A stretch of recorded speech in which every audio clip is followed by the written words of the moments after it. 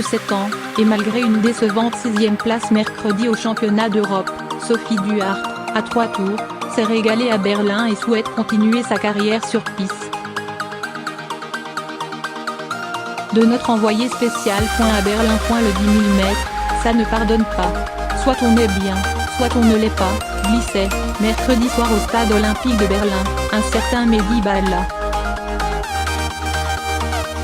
L'ancien double champion d'Europe du 1500 mètres, devenu directeur de la performance des équipes de France d'athlétisme, a quelques connaissances sur la question.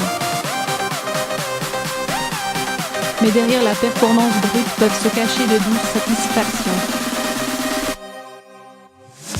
C'est ce qu'a connu mercredi soir Sophie Duhart à l'occasion des championnats d'Europe.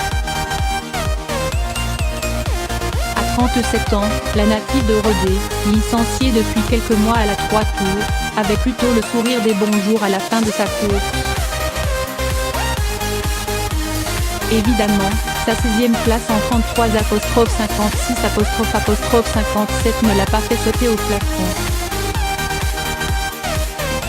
Dans sa riche carrière, la championne d'Europe de cross 2013 a connu de plus beaux frissons. Mercredi, elle a plutôt été au fond du peloton.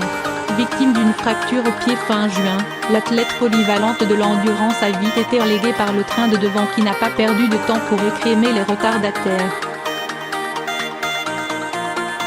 Son ambition d'un top 8 s'est vite évaporée. Pourtant, ce n'est pas ce qu'elle retenait. La victoire était justement d'avoir continué à puiser au plus profond d'elle-même pour achever ce 10. 0-0-0-M, par le passé, à la moindre difficulté, je bâchais. Je ne pensais que première place, que médaille, souffla-t-elle. J'ai vécu une très belle année et, vu le contretemps, c'est déjà énorme d'être ici. Point un kiff de me battre contre moi-même. Alors, dans ce stade mythique qui l'a ramené à 2009 et une finale mondiale sur 3. 0-0-0 Steve, Sophie Duhart a savouré à sa façon le temps qui s'égrène mais qui ne semble pas avoir d'emprise sur elle. Sous une lourde chaleur et après un premier 5000 mètres géré à l'expérience, environ 16,35, l'international tricolore a quelque peu réussi à relancer la machine. Je voulais voir ce que j'avais dans le ventre.